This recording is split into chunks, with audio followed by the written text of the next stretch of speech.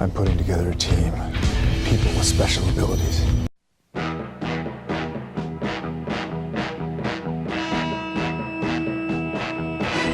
Super Friends! Hello everyone and welcome to our review of Justice League, the second DC movie this year, following on from Wonder Woman. And just like Wonder Woman, was pretty good. Pretty good, yeah.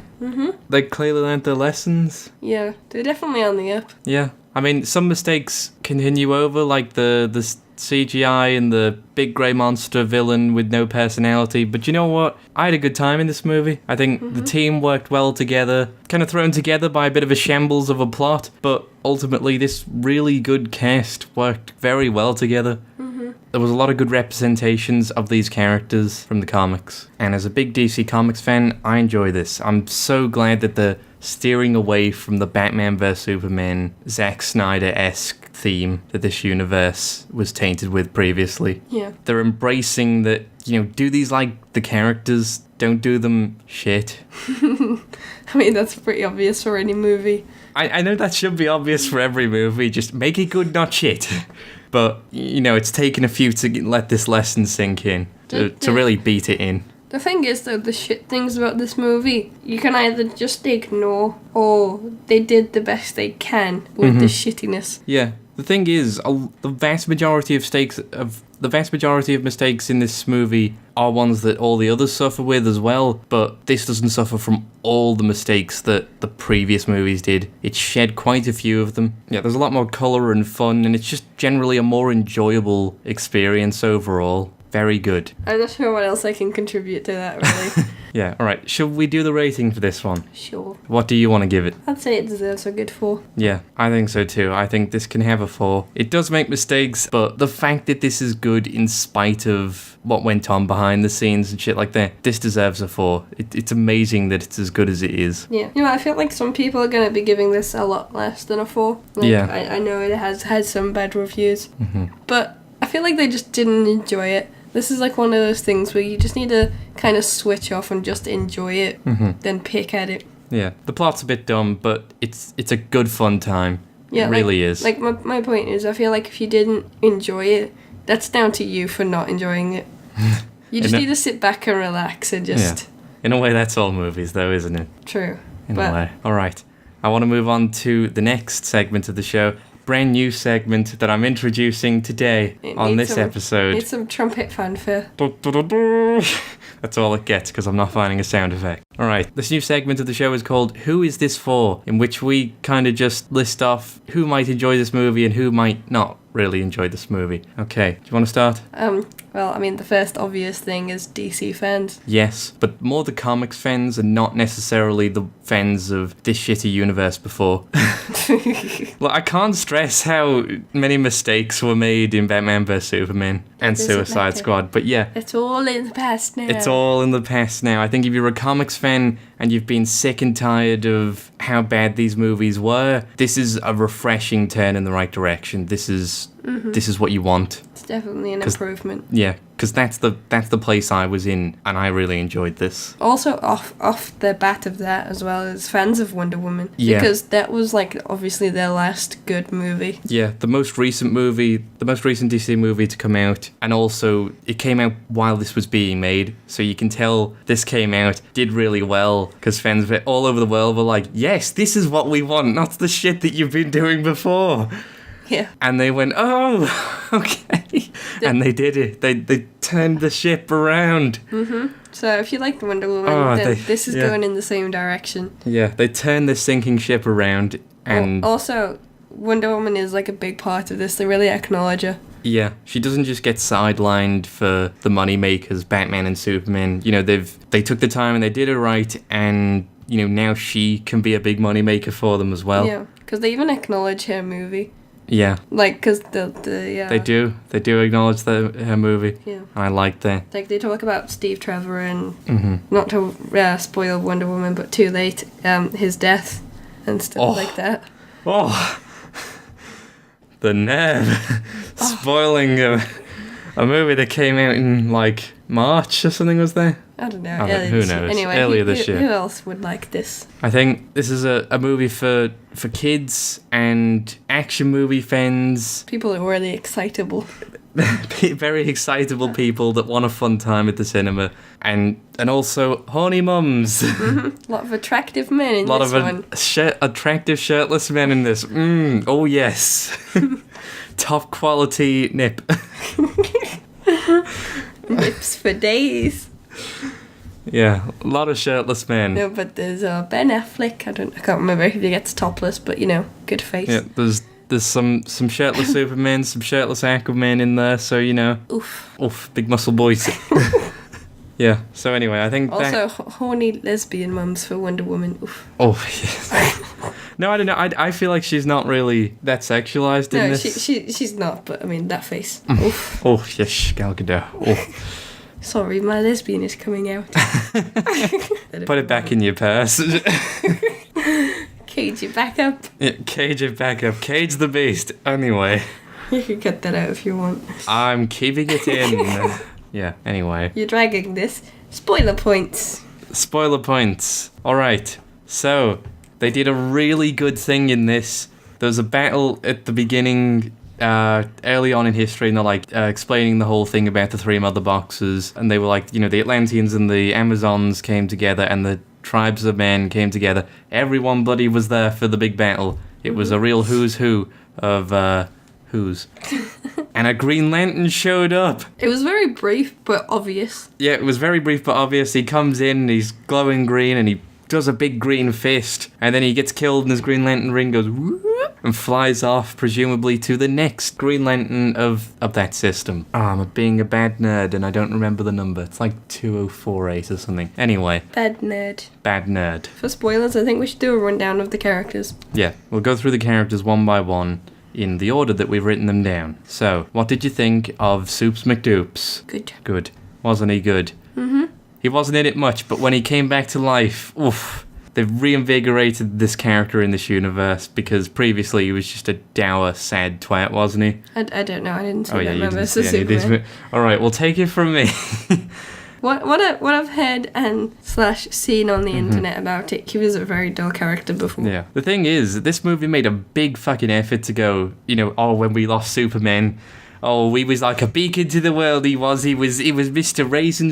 Rays of Sunshine. He was Rays of Sunshine, really. In a way, he was quite fond of a ray of sunshine in a way. But yeah, like he was, butter wouldn't melt. He was the best thing that ever happened to Earth. Not really, though. He kind of turned up, did a lot of property damage, did a murder, and then he got even more broody, and he just kind of, he wasn't really approachable. He didn't smile at all. Yeah, but to be fair, I don't think he'd be very happy if you were just brought back to No, I mean before. Oh, okay.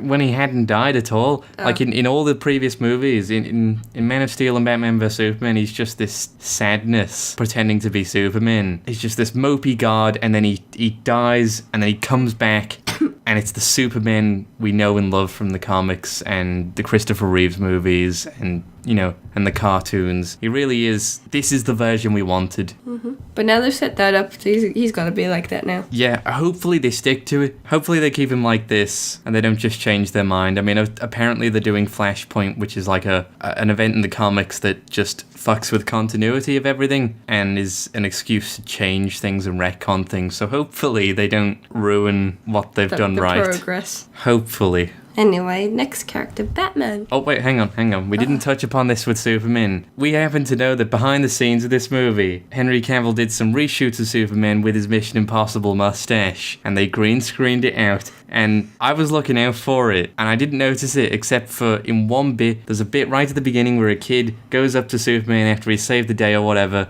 and is like, Superman, can you be on my podcast?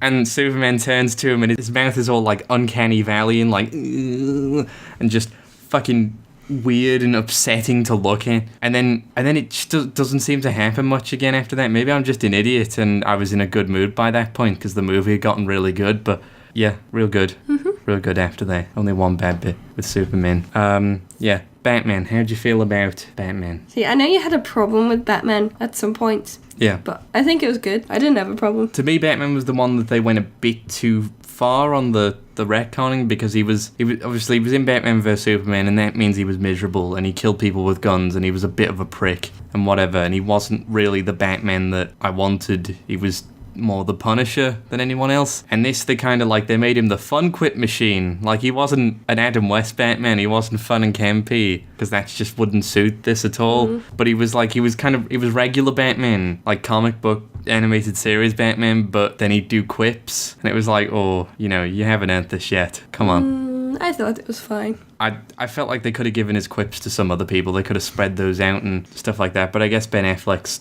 you know, big star. Batman's big star, so, you know, do whatever you want. Look, it's a step in the right direction. Who's next? Flash. How did you feel about the Flash? He was really good. He was a fast boy, wasn't he? I mean, that's his deal. That is his deal. Yeah. No, like, I mean, they did it well because he was, like, not used to superheroing, and then Yeah. Batman's like, you need to join the team and whatever, and obviously he was nervous, but he got that across really well. Yeah. He wasn't, like, really weak and pissy or anything like that. He wasn't just, like, a nuisance. He was helpful to the team, but he was the timid newbie. And he's also quite hyperactive a little bit, isn't he? Like, not like a child bouncing up and down, which I kind of feared he might be. He's just excitable. He's just excitable but because... that links into the fact that he's just new to this. Yeah, he's new to this, and also it's very exciting. I think most people would be excited in the scenario that they get asked by Batman to be on the Justice League. But he basically played that really well. Yeah. And it was written well, his character. Good job, Ezra Miller. Aquaman, how'd you feel about Aquaman? He's a fishy boy, isn't he? See, Aquaman I had the most problem with. So did I. Everyone kind of, like, looking forward to this. I feel like everyone was way too focused on the fact that he's a handsome man and he's topless all the time. Yeah. Also, I was expecting more Khal Drogo, not just some surfer dude. Like, he is just some dude who says bro a lot, really, isn't he? He's just a big muscle man that you see down the gym who's, like, full of himself. He wasn't a regal king who's a prick like Aquaman sometimes is. He wasn't a gruff but wise bastard like Aquaman sometimes is. He was just kind of some guy. The thing is, though, there was, like, barely any water for him to show his powers. Yeah. There was, like, one scene in the tunnels, and that's pretty much when he came into it. That was pretty good. That was fine. It's just the rest of the movie, he was like, I'm just going to use this big fork to stab people. Yeah, the trident wasn't really used to its fullest potential, in a way. Like I said, there was no water. So by the end of the movie, he was just stabbing people with his trident. It's like, get out. Come on, yeah. Poking people with a fork. But having said that, it wasn't bad. Wasn't bad. I just had the most issue with him. Yeah, okay, moving on. Yes. Wonder Woman. My bae. Bay indeed. No, like I said before, like, they really move her story on from her own movie. Yeah. And that was really good. And she developed as a character. Yeah. And obviously she got on with Batman. And she was all cautious, like she is. She doesn't like fighting and whatever, but she will. And whatever situation is. No, I don't know, like, 'cause she is a warrior and stuff like that, but she just doesn't like being in the limelight and stuff. She doesn't like getting really, like, attached to... No, but I think it's said in the movie that, this isn't a quote or anything, but Batman basically says she is a fighter and she's strong, but she goes beyond that and she tries to make people see the best in themselves and better themselves. So she likes to make it peaceful rather than just keep fighting and fighting. Yeah. That's my point. Yeah. And I think that's quite a good aspect to this character. I think they've really focused on the comics with this one. Very good.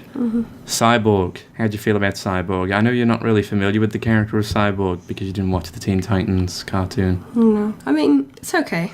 I didn't have much of a problem with him. It's like, he's the new character and he's anxious because he's got this new body that he didn't really consent to, and he's figuring it out slowly but surely and stuff like that, but I'm indifferent to it. I quite liked him. He didn't get a great deal of screen time, but like they really did get across that he is a tortured soul. He sees his powers more as a curse when he starts off.